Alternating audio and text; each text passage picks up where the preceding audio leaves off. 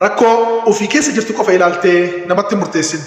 Gaaf tokko namicha tokko jala daa'imni isaa akka tasaa dhibamee mana yaalaa geessan yeroo inni daa'ima isaa qabatee achi ga'u akka carraa ta'ee doktortichi naannawa san hin turre. Erga daa'imni achi gaheen booda bilbilamee fi gara mana yaalaatti dhufe. Namichis daa'imni isaa hedduu waan dhukkubsataa tureef naasuu guddaa keessa galee doktortichi yeroo dhufu arrabsuu eegale.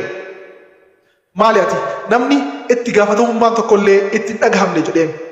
Doktortichis tole tasgabbaahi jedhee deebii biraa osoo namicha sanaaf hin deebisin daa'imni akka malee waan dhukkubsataa tureef lubbuu daa'imaa oolchuudhaaf yaaluu eegale.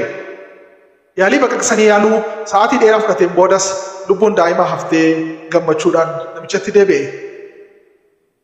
Haa ta'utii garuu doktortichi yeroo dheeraadhaaf achi turuu hin dandeenye. Gaafii dabalataa yoo qabaatte narsoo tokko gaafachuu ni dandeessa jedhee namichatti himee jarjaraan ofirra deebi'ee deeme.